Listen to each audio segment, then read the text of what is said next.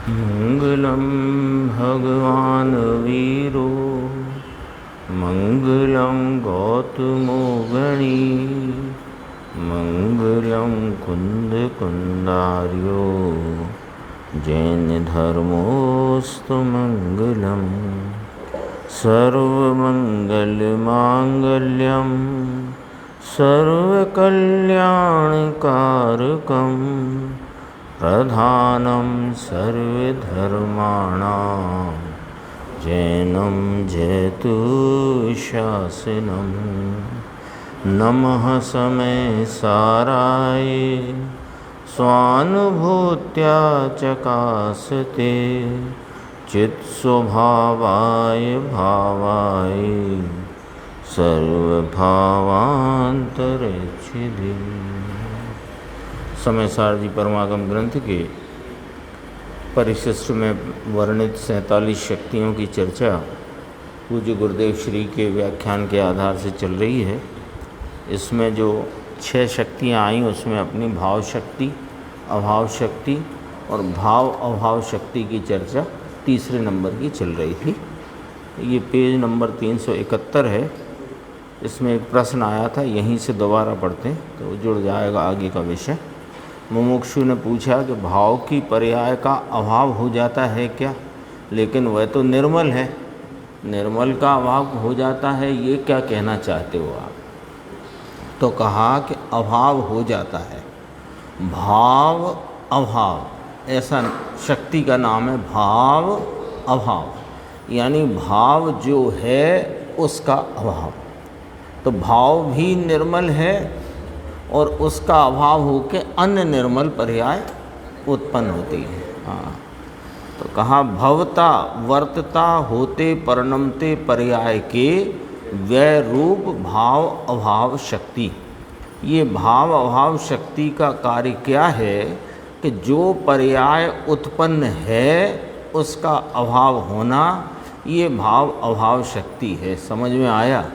तो मुमुक्षु ने पूछा था दूसरे समय अभाव होता है वह इस शक्ति के कारण से।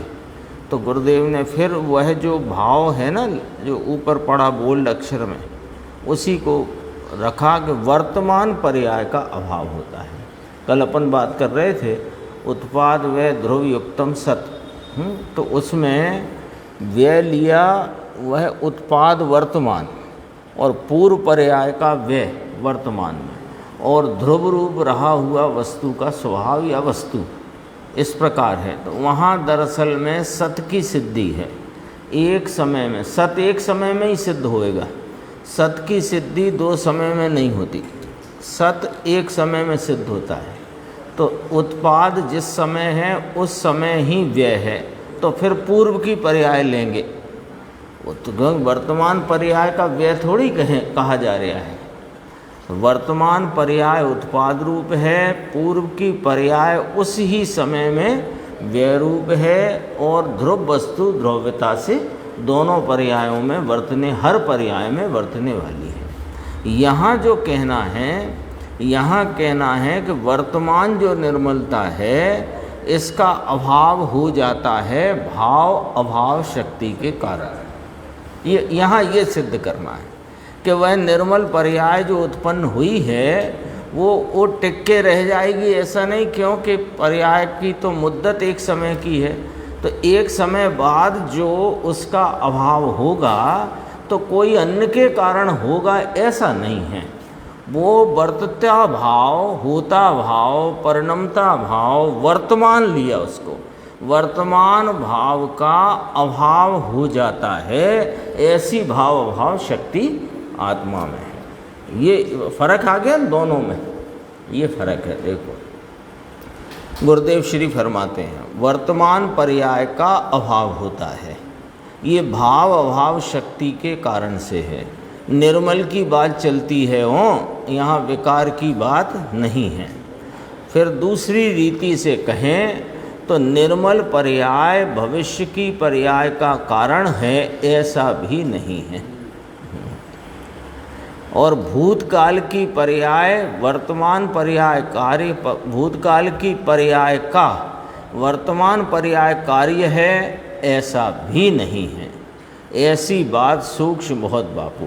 यानी शुद्धि की वृद्धि रूप, चाहे वह चारित्र गुण में अपन लगाएं, शुद्धि की वृद्धि, ज्ञान की वृद्धि, सुख की वृद्धि, शांति की वृद्धि, जहाँ लगाओ वहाँ, क्योंकि यहाँ तो निर्मल ही लेना है ना, तो निर्मल लेना तो निर्मलता की वृद्धि, वो चारित्र के भाव में हो, सुख के भाव में हो, स्वच्छत्व के भाव में हो, प्रकाशत्व के भाव में हो, जहाँ हो वहाँ वह जो वृद्धि है, यानी पूर्व पर्याय का नाश और नवीन पर्याय जो उत्पन्न हुई, तो वह जो नवीन है उसका भी नाश होगा, ये भाव अभाव शक्ति बताती है। तो इसमें से दो बातें सिद्ध होती हैं कि वह जो नाश हुई पर्याय किसी कारण अन्य से हुई है, ऐसा नहीं है, उसमें अपने में ही भाव अभाव शक्ति है। उस शक्ति के कारण से वह वर्तता परिणाम अगले क्षण अभाव को प्राप्त होता है। तो ये भाव अभाव शक्ति की बात है। अब लेंगे अभाव भाव शक्ति इसके बाद। तो ये अभाव भाव माने जो है नहीं अभी, भविष्य की पर्याय, उसका उदय, यहाँ उसका व्यय, ऐसा लिया। आगे चलेगी बात, अभी तो देखो भवते प्रवर्तमान पर्याय। तो यहाँ गुरुदेव श्री फरमाते हैं, अभी तो बहुतों ने पर्याय ही ना सुनी हुई कि द्रव्य गुण और पर्याय क्या है। समझ में आया तो नाम ही ना सुना हो तो यहाँ समझाते हैं। और देखो कितने अच्छे से समझाते हैं कि बच्चा भी समझ जाए कि द्रव्य जो त्रिकाली शक्तियों का पिंड, वह द्रव्य, और उसमें जो शक्ति जो गुण है वह शक्ति, और उसकी अवस्था बदलती है, ये पर्याय। लेकिन यहाँ तो कहते हैं, फिर भाव अभाव शक्ति आई कि पर्याय का व्यय हुआ, ये किसके कारण से, कि ये भाव अभाव शक्ति के कारण से, ये सिद्ध किया। समझ में आया? कर्म का उदय आया और निर्मल पर्याय थी और वह मलिन हो गई, ऐसी तो बात यहाँ है ही नहीं, क्योंकि यहाँ तो निर्मल निर्मल निर्मल की बात है। लेकिन अपनी जो निर्मल पर्याय है उसका दूसरे समय में व्यय होता है। ये व्यय होने का कारण क्या? ये भाव अभाव शक्ति। देखो इसमें स्पष्ट आई पंक्ति, दूसरे समय में व्यय होता है। कहा लेकिन किसका? कि वर्तमान वर्तते परिणाम का। यहाँ से बात यहाँ से पकड़ना है। वहाँ पर जो पकड़ाई है वह उत्पाद पर से पकड़ाई, तो पूर्व पर्याय का व्यय कहा, वो वर्तमान में घटित होएगा। ये वर्तते पर्याय का अगले समय में व्यय हो जाता है, वह अपने कारण से हो जाता है। यहाँ इतनी सिद्धि करना है, ये वाली बात कहना है। हाँ, ऐसा नहीं है ना। अपन कल बात कर रहे थे कि श्रेणी आरोहण किया तो चारित्र मोहिनी का क्षयोपशम हुआ कि क्षय हुआ, इससे वह श्रेणी में आरोहण करके शुद्धि की गुण श्रेणी वृद्धि हो गई। कि ना, वो गुण श्रेणी वृद्धि की पर्याय जो हुई, और तो अपनी जो वर्तमान शुद्धि थी उसका अभाव हुआ, अगली पर्याय हुई, वो आगे की शक्ति में आ जाएगी, अभाव भाव शक्ति, उसमें घटित होएगी वो। 372 पे ये दो चर्चाएं हैं, 372 और 373। थोड़ी सी चर्चा अच्छी हैं, गंभीर हैं, समझने जैसी हैं। देखो बीच 5-6 पंक्ति छोड़ देना 372 की। वर्तमान जो पर्याय है यह कोई विकार के कारण से निर्मल पर्याय हुई, ऐसा नहीं। समझ में आया? और व्यवहार नय के जितने कथन हैं ये सब प्रमाण में माने तो मिथ्यात्व है। क्या कह दिया? गंभीर कही है बात कि आगम में बहुत बातें, तो पंडित जी ने कहा, छावड़ा जी ने, बहुतायत से व्यवहार का कथन किया गया है। और वहाँ ही उनने कहा इस, और ये सब व्यवहार संसार का कारण है, उसी भावार्थ में कहा है। यहाँ भी गुरुदेव श्री फरमाते हैं, व्यवहार नय के जितने कथन हैं वो कथन हैं परमार्थ को बताने के लिए। अब उसमें परमार्थ को तो माने नहीं, उसको जाने नहीं, और व्यवहार न के कथन प्रमाण से वस्तु मान ले तो मिथ्या।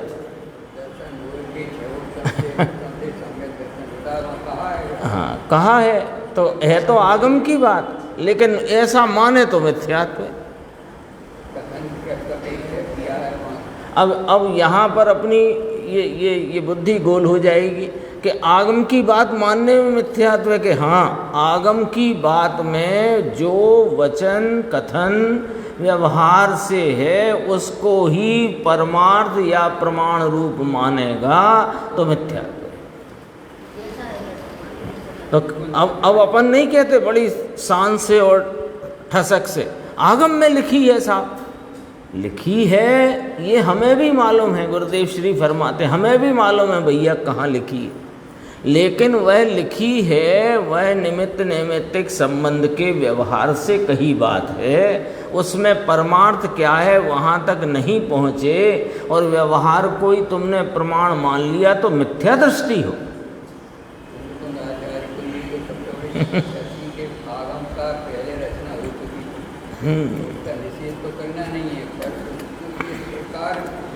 हाँ, ये तो आगम पूर्वक अध्यात्म खड़ा होता है, आगम का निषेध करके नहीं, पर आगम में भी वास्तव में कोई निमित्त को कर्ता कहने की पद्धति नहीं है, निमित्त को निमित्त बता करके कहने की पद्धति है।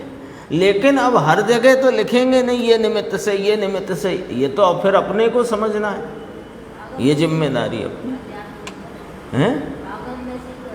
हाँ आगम में से ही अध्यात्म, पर अध्यात्म क्या करता है कि इस व्यवहार को निषेध करता हुआ परमार्थ तक जो बात सीधी पहुंचाए उसका नाम अध्यात्म है। हाँ तो परमार्थ को सीधा पहुंचाए वो अध्यात्म, और आगम वो बात को निमित्त नैमित्तिक आदि के व्यवहार से बताते हैं, ज्ञान कराते हैं। अब वैसा ही मान लो, है ना? मान लो मनुष्य जीव, त्रियंच जीव, नारकी जीव। अब जीव मनुष्य होता है क्या कोई? जीव तो ज्ञान दर्शन स्वरूप ही है, तो मान लिया तो मिथ्यात हुआ कि नहीं हुआ? अच्छा आगम में लिखे मनुष्य जीव, त्रियंच जीव, नारकी जीव, देव जीव लिखे हैं, वो ज्ञान कराया है कि जीव चार गति में परिभ्रमण करता हुआ इन प्रकार की गतियों में देखा जाता है और इस प्रकार से उसके संयोग चले आए हैं। ये सब बात बताई। कोई कर्म के उदय के निमित्त से यहाँ मिथ्यात्व चल रहा है ऐसा आगम ने कहा दर्शन मोहिनी का, लेकिन उससे नहीं चल रहा है। मिथ्यात्व तो तेरी अपनी भूल है, अपना अपराध है, इसलिए कितना स्पष्ट बोलते हैं, है ना। ये बात बिल्कुल चित्त में अंडरलाइन करने की है। क्या? व्यवहार नय के जितने कथन हैं ये सब प्रमाण में माने तो मिथ्या तो है, ऐसा ही है, ऐसा मान लिया, है ना। बहुत अपने को बात परमार्थ अपन पकड़ते नहीं, अपन सबकी बात है, परमार्थ पकड़े बिना और आगम की बात को, आगम की पंक्ति को दिखाएं, देखो लिखा है, देखो लिखा है, अरे सब पता है कहाँ लिखा है। नहीं माना। व्यवहार के संबंध में गुरुदेव ने कहा, अपन कई बार उसे याद कर चुके। हाँ पहले ही 5 पॉइंट हैं उसके। हाँ कि व्यवहार कैसे मालूम पड़ा कि जब किसी को किसी में मिलाकर, इसी में कहा है शायद, आगे कहीं कहा है, हाँ इसमें ही कहा, ले इसी में पढ़ते हैं। व्यवहार एक द्रव्य को दूसरे द्रव्य में, एक गुण को दूसरे गुण में, एक पर्याय को दूसरी पर्याय में, एक कारण को दूसरे कार्य में व्यवहार ने मिलाता है, कथन करता है। मेल वैसे माने उसके कथन की शैली है, व्यवहार नय की शैली ही ये है। देख लो कितने पॉइंट आए। एक द्रव्य में, एक द्रव्य को दूसरे द्रव्य में, एक गुण को दूसरे गुण में, एक पर्याय को दूसरी पर्याय में, एक कारण को दूसरे कार्य में मिलाकर कहता है। ये ऐसा मान ले तो मिथ्यात्व है। निश्चय ने क्या करता है कि यथा स्थित जो पर्याय हुई वह अपने से हुई है, यह निर्णय जो करते हैं वह सत्य है, सत्यार्थ है। तो जब अपने को पता लगा कि ये अन्य गुण की बात अन्य गुण से कही जा रही है, अन्य द्रव्य की अन्य द्रव्य से कही जा रही है, अन्य पर्याय की अन्य पर्याय से की जा रही है, कार्य किसी द्रव्य का है, कारण अन्य द्रव्य को कहा जा रहा है, तो व्यवहार है। व्यवहार है माने किसी का किसी पर उपचार है, तो उपचार करने का कारण क्या, किसका किस पर उपचार किया है, उपचार करके परमार्थ क्या है, यहाँ तक पहुँचना है। हाँ, तो व्यवहार के अनेक प्रकार हैं, अभी और चर्चा आएगी इसमें कि व्यवहार की। सूक्ष्म बात है, वस्तु तो ऐसी है, ऐसा इसके ज्ञान में निर्धार करना चाहिए, निर्णय करना चाहिए। यहाँ तो निर्णय किया है, इसकी पर्याय की बात चलती है, यानी निर्मल पर्याय के परिणमन की यहाँ पर बात चलती है। समझ में आया? 373 पे भी एक बहुत अच्छी चर्चा है। देखो, प्रश्न है मुमुक्षु का कि शुद्ध अशुद्ध पर्याय का पिंड कहा गया है आत्मा को। ये प्रश्न बहुत उठता है लोगों को कि शुद्ध अशुद्ध पर्यायों का पिंड कहा गया है आत्मा को। अब हम इसमें शुद्ध वस्तु है, उस वो पर्याय से रहित एक रूप सदा काल ध्रुव रूप सदृश सटंकोत्कीर्ण वह जो शुद्धता का पुंज है वह आत्मा है, ऐसा हम कैसे स्वीकार कर सकेंगे? ऐसा आता है ना, शुद्ध अशुद्ध पर्यायों का पिंड है। तो अब क्यों कहा वहाँ, वो समझना। देखो, ये तो जो अशुद्धता को मानता ही नहीं इसके लिए कहा। पर्याय में वर्तती हुई वर्तमान अशुद्धता मलिनता राग विकार को गिनता ही नहीं, और एक तरफ से कहे मैं तो त्रिकाल शुद्ध हूँ, उसको समझाने के लिए कहा कि भैया यह आत्मा शुद्ध अशुद्ध पर्यायों का पिंड है, ऐसे करके कहा। मोक्ष मार्ग प्रकाशक में 2 स्थान पर आया है शुद्ध अशुद्ध पर्याय का पिंड। ये तो अशुद्धता भूतकाल में गई, उसको मानता ही नहीं, उसको बताने के लिए कहा है। शुद्ध अशुद्ध पर्याय यानी अंदर में अशुद्धता है ऐसा नहीं कहना है। हाँ, शुद्ध अशुद्ध पर्यायों का पिंड जो कहा मोक्ष मार्ग प्रकाशक में पंडित जी साहब ने, तो वहाँ ये नहीं कहना है कि अंदर द्रव्य में अशुद्धता है, ये नहीं कहना है।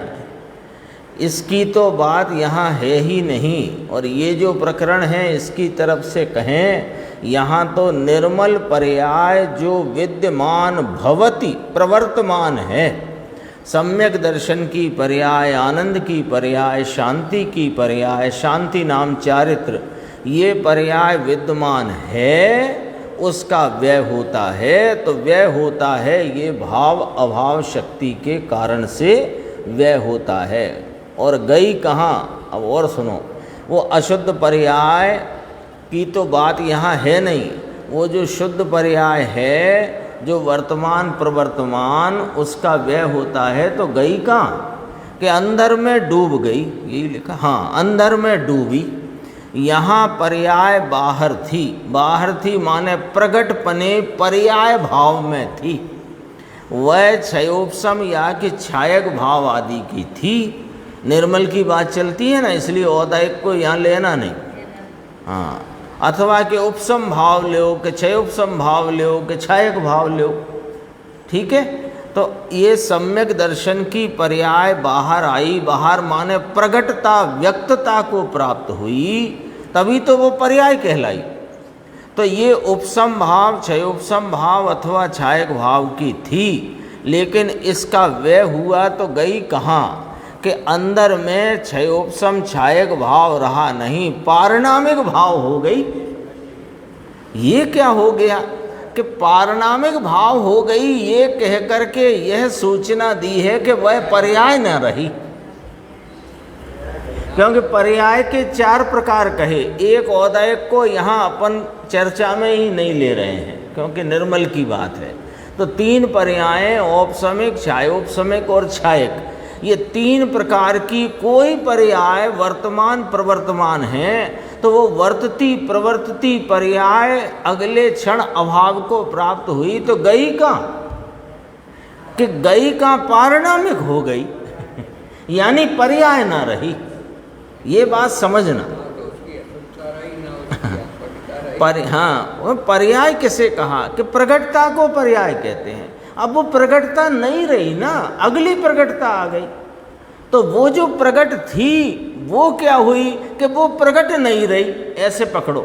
जो प्रगट थी वह अब कहाँ गई कि वह प्रगट नहीं रही। प्रगट नहीं रही तो इसी वस्तु की थी, इतनी बात रखते हुए कहा पारिणामिक भाव। हवा में से आई नहीं थी इसलिए, यही द्रव्य परिणमा था ना उस भाव से, इसलिए ऐसी बात है। पारिणामिक भाव हो गया।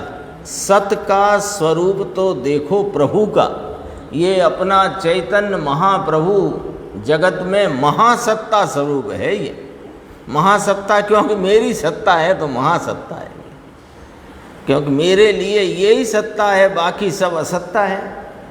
प्रभु एटले तुम हो, ध्यान रखना। 377 पेज, अगली शक्ति की चर्चा यहाँ से। 35 भी हो गई अपनी, 33, 34, 35। भाव शक्ति यानी वह वर्तमान में विद्यमान निर्मल पवित्र पर्याय होती ही है, ये भाव शक्ति। और अभाव शक्ति माने अपन ने जिस प्रकार समझा, द्रव्य कर्म, नौ कर्म, भाव कर्म की अविद्यमानता, शून्यपना, ये अभाव शक्ति होती ही नहीं। अब कहा भाव अभाव शक्ति, तो भाव अभाव शक्ति में कहा कि प्रवर्तमान पर्याय का अभाव होता है, ऐसी भाव अभाव शक्ति आत्मा में है। अब कहते हैं अभाव भाव शक्ति, चौथे नंबर की आई, ठीक है ना। इसके बाद आएगी भाव भाव शक्ति, फिर आएगी अभाव अभाव शक्ति। अभी ये कौन सी आई, अभाव भाव शक्ति। देखो इसकी परिभाषा में ही सारा लिखा है। अभवत पर्याय उदय रूपा, उसमें क्या था, भवत पर्याय व्यय रूपा भाव अभाव शक्ति, याद आ गई। भवत पर्याय व्यय रूपा भाव अभाव शक्ति। अब कहना है अभाव भाव शक्ति, तो किसका अभाव, कि नहीं भवते पर्याय का अभाव, अभाव है ना। किसका अभाव है, कि जो पर्याय है नहीं उसका। तो अभवत पर्याय और उदय रूपा माने प्रकट हुई, इसका नाम अभाव भाव शक्ति। जो नहीं थी यानी अभी नहीं है, उसका प्रकट होना वह भी अपने कारण से है। इसमें घटाएंगे, बहुत अच्छा घटित किया है गुरुदेव ने। अपन 1-2 पॉइंट लेंगे। उन्होंने तो चारित्र पे भी घटाया, सुख पे भी घटाया, स्वय संवेदन पे भी घटाया, सब बहुत घटाया, श्रद्धा पे घटाया, सम्यक्त पे घटाया। अपन भी देखेंगे इसको, देखो।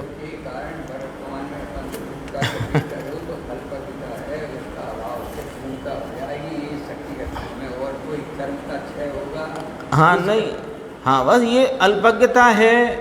तो 4 घाती कर्म मिट गए तो केवल ज्ञान आया है कि ना ना ना ऐसा है तो होता ही नहीं। क्यों नहीं होता, कि वो कर्म का कार्य से इधर जीव में कार्य कैसे होगा, हो ही नहीं सकता। खाना मैं खाऊं, पेट आपका कैसे भरेगा। ये तो जितनी ये शक्तियों की चर्चा, और बल्कि अपन कहें जब से ये स्यादवाद अधिकार के 8 बोल और फिर उसके 14 बोल और फिर 14 कलश और फिर ये वाला ये जो 47 शक्तियों का प्रकरण, ये जितना आगे बढ़ता जा रहा है उतना निर्भरता के तरफ ले जा रहे हैं। अभी अपन वर्तमान में अपनी अवस्था में ये तो है मलिन पर्याय, दुख है, अज्ञान है, विद्या है, तो इसका अभाव से सम्यक बस उसकी प्राप्ति हो जाएगी अभाव भाव शक्ति के कारण। पर अभी परिणमन है नहीं अभाव भाव से, अभी परिणमन नहीं। परिणमन कब हुए कि जब यह अनंत शक्तिवान, अनंत शक्तियों का पुंज, एक रूप अपना ज्ञाता स्वरूप वस्तु, इसको ज्ञान पर्याय के द्वारा, ज्ञान लक्षण के द्वारा लक्षित करे, तो अनंत शक्तियों का परिणमन पर्याय में होता है निर्मल पवित्र। अभी देखो इसमें क्या कहा, नहीं भवते, नहीं वर्तते पर्याय के उदय रूप अभाव भाव शक्ति। देखो 378 पेज 36, नहीं भवते, नहीं वर्तते, नहीं होने वाली पर्याय, यानी नहीं होने वाली माने नहीं है जो वर्तमान में पर्याय। मलिनता की नहीं होने वाली पर्याय, मलिनता की नहीं लेना, यहाँ ये कोमा लगना चाहिए, यहाँ पर लगा नहीं है, मैंने 2 बार पढ़ा इसको। तो देखो नहीं होने वाली पर्याय, फिर ये मलिनता की वाला शब्द छोड़ दो, फिर पढ़ो नहीं होने वाली पर्याय, दोबारा की कहा नहीं होने वाली पर्याय, मलिनता की न लेना, ऐसा यहाँ निर्मल की चर्चा है। आगे देखो, नहीं वर्तते पर्याय के उदय रूप, पहले भाव अभाव आया था 35वीं शक्ति, अब यह कौन सी आई, अभाव भाव शक्ति, जो वर्तमान पर्याय में जिस भाव का अभाव है उसका भाव होना, जिसका वर्तमान पर्याय में अभाव है उस पर्याय का होना, इसका नाम अभाव भाव शक्ति। ऐसे ही पढ़ो इसको, अभाव भाव मत पढ़ो, अभाव भाव शक्ति, उससे ख्याल में आ जाती बात क्या है। नहीं भवते पर्याय के उदय रूप, उदय लिखा है ना, उदय नाम प्रकट रूप, ये तो बहुत शांति और धीरज से समझने की बात है बापू। ये कोई कथा नहीं, वार्ता नहीं, यह तो भागवत कथा, भगवान की कथा है भाई। अरे उल्लसित वीर्य से इसने कभी सुनी नहीं। समूह शरण में भी गया तो वहाँ तो कोई दूसरी चर्चा है नहीं, ये भगवान की दिव्य ध्वनि वहाँ खिरती हुई कान में तो पड़ी, लेकिन उल्लसित वीर से कभी सुनी नहीं। समझाए से, और वहाँ कहा था ना ये पद्मनंदी पंचविंशति का लिया, तत्प्रति प्रीति चित्तेन एन वार्तापि ही श्रुता, जिसने प्रीति चित्त से, ये उल्लसित वीर कहो कि प्रीति चित्त को, प्रीति चित्त का अर्थ ये नहीं है मुस्कुरा मुस्कुरा के सुने, ये अर्थ नहीं है इसका। मुंह लटका के ना सुने, मुस्कुरा मुस्कुरा के सुने, इसका अर्थ प्रीति चित्तेन नहीं है, है ना। प्रीति चित्तेन का अर्थ है उल्लसित वीर से, मेरी चर्चा, ये मैं ऐसा पदार्थ, ये स्वरूप मेरा ऐसा, अपने स्वरूप की महिमा लेकर के सुने, उल्लसित वीर। कम सुनाई बढ़ता हो तो ऐसे करके सुने, जैसे कोई दूर कोई चर्चा चलती हो, अपना नाम आए ना, तो पहले तो ये सुनने की कोशिश करें कि ये बुराई कर रहे हैं कि भलाई कर रहे हैं। फिर मान लो यदि बढ़ाई कर रहे हैं तो थोड़ा सा और नज़दीक जा कर के सुने। क्यों? कि जिसमें मैं पना किया है उसकी बड़ाई सबको अच्छी लगती है। अपन ने कभी इतनी स्वाध्याय में अपन उद्यमवंत रहें, प्रयत्नवंत रहें, तो भी अपने को ऐसा लगता है ये आत्मा की बात है और मैं तो ये बैठा हूँ। ये उल्लसित वीर्य नहीं है। ये इसलिए प्रीति चित्तेन का अर्थ आया उल्लसित वीर्य। तो जिसने प्रीति चित्त से, फिर दूसरी बात आगे शब्द पढ़ो, अध्यात्म की बात सुनी है, ले आगम की नहीं कही।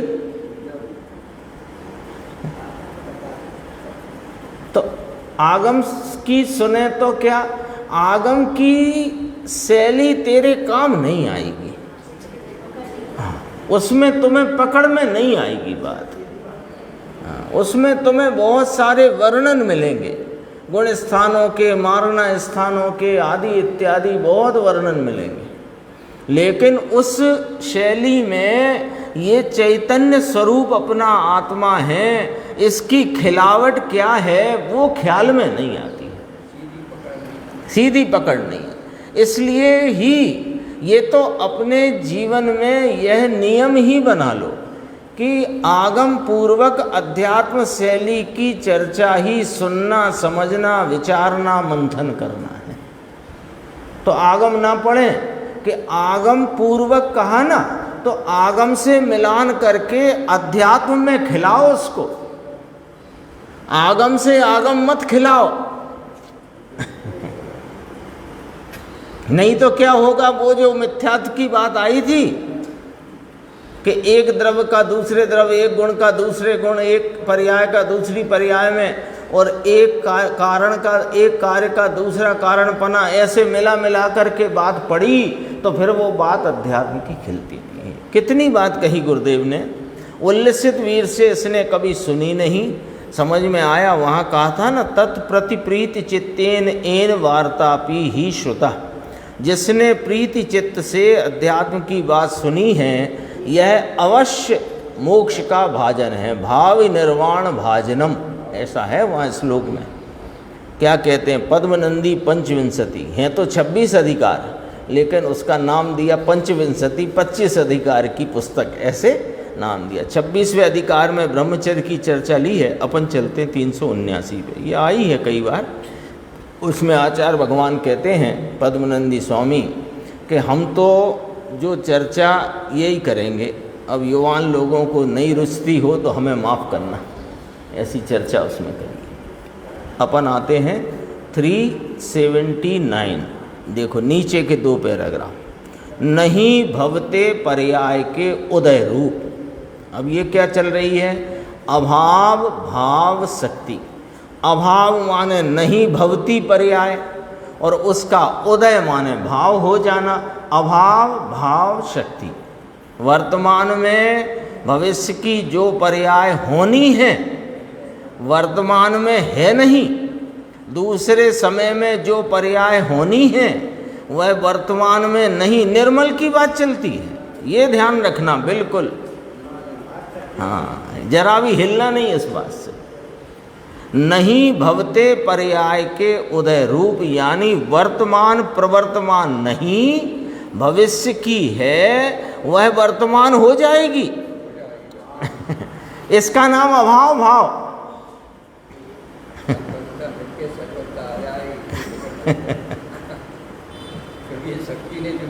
शक्ति का काम है, इसमें कोई कर्म फर्म की जरूरत नहीं पड़ने वाली। अभाव है उसका भाव होएगा, अभाव है उसका भाव हो जाएगा। समझ में आया? देखो इसमें खुलासा करते हैं। भविष्य की केवल ज्ञान आदि की पर्याय वर्तमान में नहीं है, तो अभाव भाव शक्ति है। समझ में आया?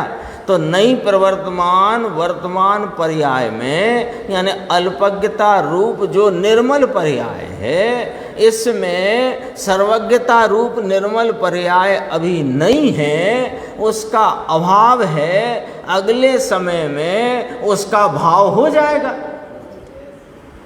ये कौन ने किया? अभाव भाव शक्ति ने।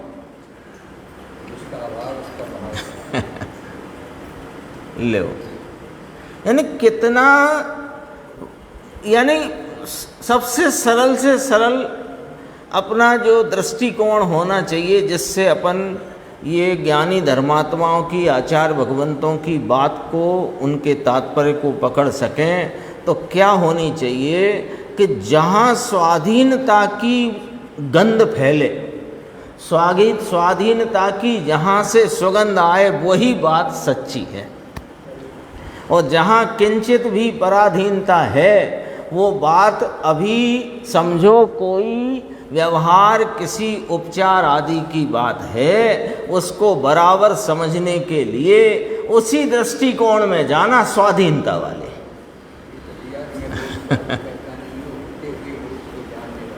तभी छठी गाथा में ही कह दिया नहीं प्रमत्त नहीं, अप्रमत्त नहीं, बस एक ज्ञायक भाव है। इतना कह करके वहाँ वास्तव में अध्यात्म की गंध तो, अध्यात्म की सुगंध तो वहीं से फैली। छठी और सातवीं गाथा में गुण भेद का निषेध किया। फिर कहा कि ये है नहीं तो कहा क्योंकि व्यवहार से कहा तो व्यवहार बताया, फिर 9वें 10वें में व्यवहार समझाया, फिर 11वें में व्यवहार सर्वभूतार्थ है ये बताया। जाने लगे। सच में ये ग्रंथ कोई अद्भुत है, अद्भुत ही ग्रंथ। गुरुदेव की 45 साल तक जो 2 समय की लगभग सभा चली, 2 समय ही मानो, कोई समय कोई बार ऐसा हुआ हो कि ना हुई हो, पर 2 बार चलती थी, और एक बार तो समय सार चलता ही चलता था कायम। ये ग्रंथ ही ऐसा है। देखो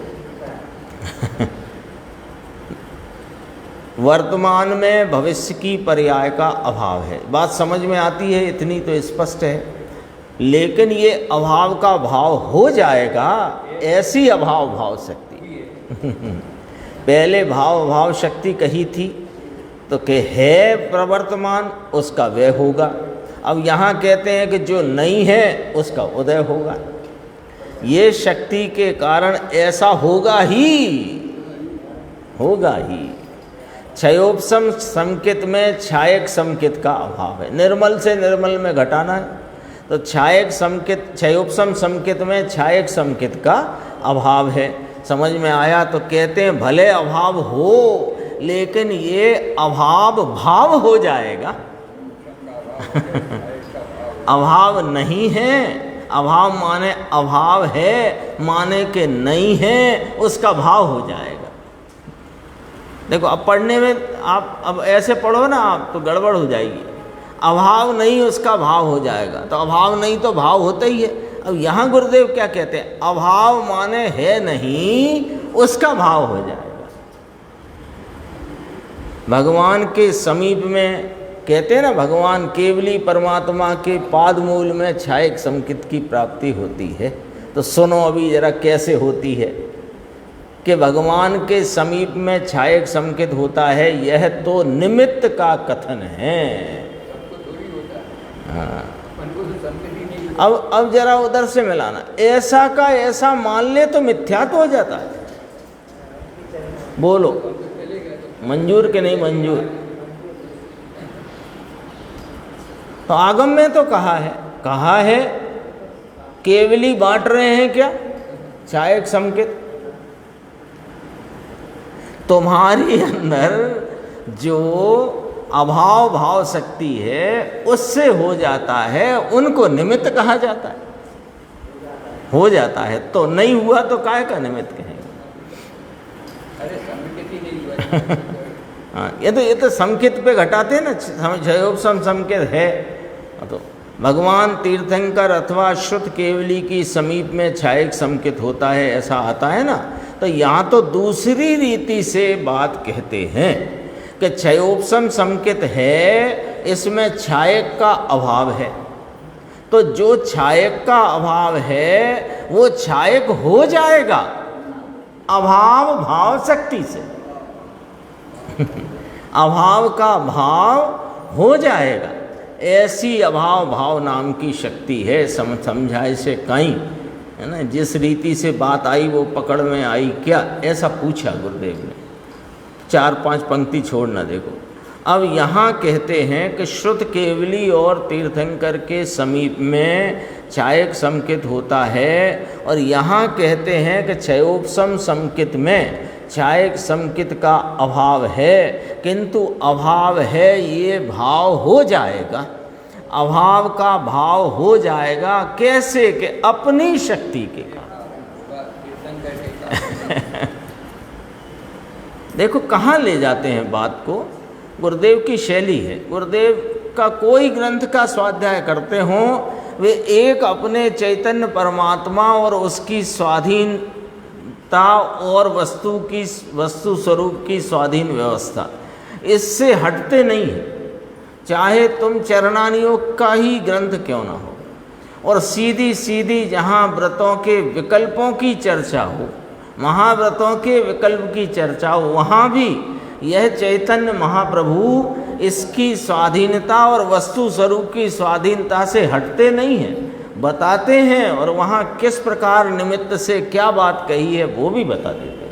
एक तो स्वयं उदाहरण है, तो तत्काल ही समुद्रण से आए थे, इसलिए कि यहाँ पर तो सारे संगीत पास में। एक दिन तो कहा था गुरुदेव ने, इसी प्रकरण में आया था, हमारी वहाँ हाजिरी थी, तो कोई ने कहा कि ये अर्थ आप कहाँ से निकाल लेते हो, कि सुना है हमने, भगवान के मुख से सुना है।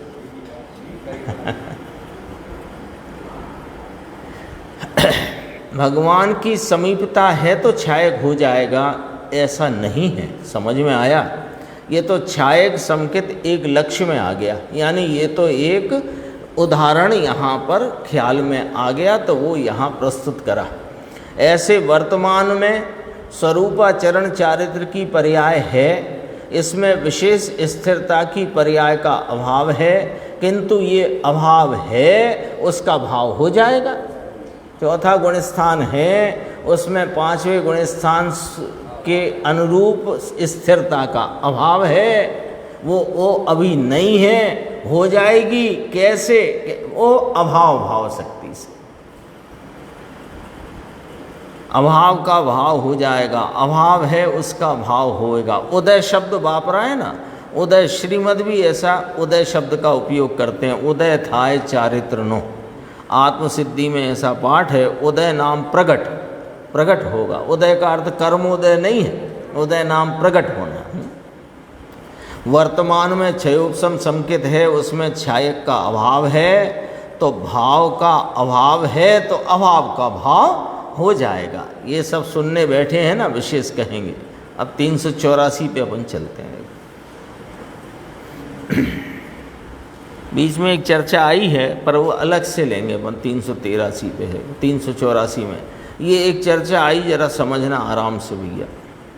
ये तो पहले देवकी नंदन विचारा कहते थे, इंदौर वाले पंडित थे, है ना, न्याय तीर्थ, शास्त्री नहीं, शास्त्री से बहुत आगे, व्याकरण के, काशी के पढ़े हुए पंडित देवकी नंदन जी। तो इंदौर वाले देवकी नंदन जी थे ना, तो पंचाध्यायी के उनने वहाँ अर्थ किया था, तो उसमें उनकी भूल थी, है ना। अब ये किसी की भूल निकालने का यहाँ कारोबार नहीं चल रहा, यहाँ भूल क्या है और भूल क्या नहीं है वो वाली बात चल रही है ना, ध्यान रखना। जब आए थे तब मैंने बताया था, तो ये कहे कि हम तो पंडित लोग हैं, लिख देते, क्योंकि हमको इस जाति का अभ्यास ही नहीं है। जिस जाति का अभ्यास गुरुदेव श्री को वर्तता है, वैसा हमें थोड़ी अभ्यास है। हम तो व्याकरण के पंडित हैं, भाषा के पंडित हैं, तो बस उसमें से निकाल देते हैं और बस लिख देते हैं। देखो कहा ना, पंडित लोगों लखी नाखिए, इन्होंने एक ऐसा बोल लिया उसमें पंचाध्यायी में कि छठवें गुणस्थान में बुद्धिपूर्वक का राग है और अबुद्धिपूर्वक का राग सातवें गुणस्थान में है, ऐसा उन्होंने कहा।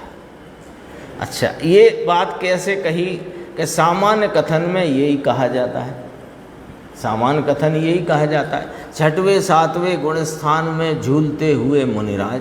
तो छठवां गुणस्थान बुद्धिपूर्वक विकल्पात्मक भूमिका है और सातवें में शुद्ध उपयोग की भूमिका है और वहाँ अबुद्धिपूर्वक राग है, ऐसा कथन सामान्य करने की प्रथा है। लेकिन उससे नियम नहीं बन गया कि तुम ऐसा कहो कि छठवें में अबुद्धिपूर्वक होता ही नहीं, ऐसा नहीं। वो तो पढ़ा ही है सबका, चौथे में, पांचवें में, छठवें में, सब में अबुद्धिपूर्वक है और बुद्धिपूर्वक भी है, और सातवें में बुद्धिपूर्वक नहीं है, अबुद्धिपूर्वक है।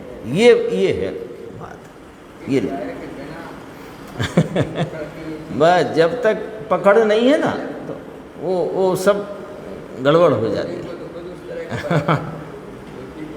बुद्धिपूर्वक अबुद्धिपूर्वक दोनों वर्त रहे हैं। देखो, इन्होंने पंचाध्यायी का बनाया, उसमें लिखा, तो कहा, उनसे कहा कि भैया ऐसा नहीं है। तो फिर उनने पूछा फिर क्या है, 25 सूंच है कि छठवें गुण स्थान में बुद्धिपूर्वक और अबुद्धिपूर्वक दोनों प्रकार का राग है, और 7वें में अबुद्धिपूर्वक एक है। बुद्धिपूर्वक 6वें में है और 7वें में अबुद्धिपूर्वक है, ऐसा नियम नहीं बनेगा, ऐसा कहा नहीं जा सकता, ऐसा लिखा नहीं जा सकता। जैसे कि देखो बुद्धिपूर्वक का राग थोड़ा होता है, अबुद्धिपूर्वक का बहुत। अबुद्धिपूर्वक का राग तो श्रेणी में भी चलता रहता है। 10वें गुण स्थान तक लोभ कषाय का उदय है ना, तो वो राग ही तो है, वो कौन सा वीत राग भाव है। देखो मुमुक्षुन का 6वें में अबुद्धिपूर्वक भी है साहेब, कि हाँ अबुद्धिपूर्वक है वहाँ 4थे गुण स्थान में। फिर पूछा तो कहा 4थे में भी है, लेकिन इसकी यहाँ बात नहीं। यहाँ क्यों नहीं कि जो पंचाध्यायी में प्रकरण है वो 6वें 7वें के संदर्भ से, लेकिन अभी आपने पूछ लिया है तो बता देते हैं। 4थे में भी उपयोग में जो राग बुद्धिपूर्वक का ख्याल में आता है वो है, और उपयोग काम नहीं करता ऐसा अबुद्धिपूर्वक का 4थे में भी है। यहाँ तो मुनि की बात ली है, चारित्रवंत हैं, 3 कषाय का अभाव है, 6वें 7वें गुण स्थान में झूलने वाले हैं, उनकी बात चली। ख्याल में नहीं आने वाले राग को अबुद्धिपूर्वक कहते हैं, और नए से कहो तो असद्भूत अनुपचार रूप उसको राग कहते हैं, असद्भूत अनुपचार व्यवहार। तो ये घटाया अभी नीचे देखो, ऐसी सूक्ष्म बातें हैं, अभी समझाएंगे। फरी ने कहिए एकदम जवा नहीं दइए, फिर से कहते हैं एकदम ऐसे ही बात जाने नहीं देंगे, है ना। बात बराबर सिद्ध होएगी तो समझ में आएगी।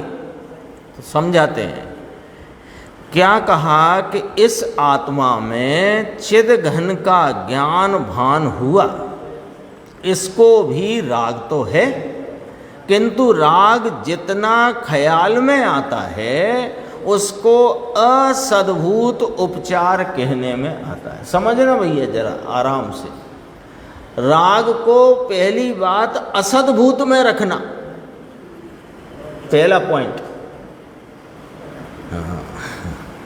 कोई कहे अरे जीव की पर्याय में है तो सद्भूत लो, कि नहीं लेते हम सद्भूत, असद्भूत में जाएगा, स्वभाव का ही, स्वभाव में नहीं। निर्मल पर्याय होगी उसको लेंगे सद्भूत व्यवहार, राग को नहीं लेंगे। तो पहला पॉइंट, राग है ना, तो जितना ख्याल में आया वो असद्भूत उपचार। देखो क्योंकि राग क्योंकि राग अपने में है नहीं इसलिए असद्भूत, और उपचार क्योंकि ख्याल में आया है तो उपचार किया जा सकता है। ये चर्चा 11वीं गाथा के प्रवचन में गुरुदेव ने ली, वहाँ 4 प्रकार से घटाए व्यवहार को। 11वीं गाथा उसके जो व्याख्यान हैं उसमें गुरुदेव ने 4 प्रकार से व्यवहार घटाया। असद्भूत उपचार, असद्भूत उपचार, असद्भूत अनुपचार, और सद्भूत उपचार और सद्भूत अनुपचार। वहाँ पर तो और बारीक ली है बात, वहाँ तो ये ली कि ये ज्ञान स्वरूप है ना, तो ज्ञान वह आत्मा, ये सद्भूत अनुपचार है, व्यवहार है। वहाँ चर्चा बहुत गंभीर है, इससे भी ज़्यादा। अभी तो यहाँ बात थोड़ी इस प्रकार करिए। तो पहला पॉइंट तो ये कि जितना राग है वो असद्भूत में गया, चाहे वो ख्याल में आता हो चाहे ख्याल में नहीं आता हो। अब चूंकि ख्याल में आता है तो उस पर उपचार किया जा सकता है। अब जो ख्याल में ही नहीं आता उस पर उपचार क्या करे, तो अनुपचार में डाला। देखो राग अपने में नहीं इसलिए असद्भूत, और उपचार तो ख्याल में आता है, ये राग कहना तो ये उपचार, ठीक है।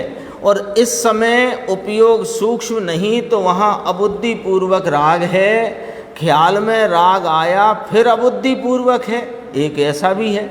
अबुद्धि पूर्वक राग को असद्भूत अनुपचार का विषय कहने में आया है। इतना सब समझना, समझाए से कहीं ये बुद्धि पूर्वक और अबुद्धि पूर्वक। अब जरा फिर इसका पूरे प्रकरण का फाइनल करते हैं। बुद्धि पूर्वक माने जो ख्याल में आता हुआ राग, अबुद्धि पूर्वक ख्याल में नहीं आता हुआ राग। तो बुद्धि पूर्वक राग और अबुद्धि पूर्वक राग चौथे में, पांचवें में, छठवें तक होता है और सातवें में अकेला अबुद्धि पूर्वक का होता है। इन्होंने कहा कि हमको भूल बताओ। गुरुदेव ने कहा तुम्हारी भूल आ गई है पंचाध्यायी की लेखन में। तो कहा, उन्होंने कहा हमको भूल बताओ।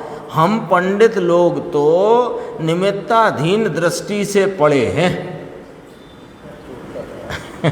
चौखी कही बात, पंडितों का काम यही है, क्योंकि आगम तो निमित्त के ही आधार से कथन करता है और उसको वैसा ही लेकर के जब व्याख्या करो आगम की, आगम शैली में, तो उसमें तो निमित्ताधीनता ही खड़ी होएगी, सुनने वाले को भी, सुनाने वाले को भी। ये खरी बात है।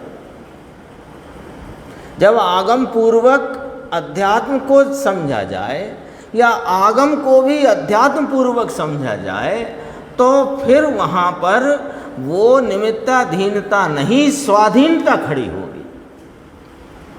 तो उन्होंने स्वयं कहा कि हम पंडित लोग निमित्ताधीन दृष्टि से पढ़े हैं। स्पष्ट कहा, सब पंडित निमित्ताधीन से पढ़े हैं।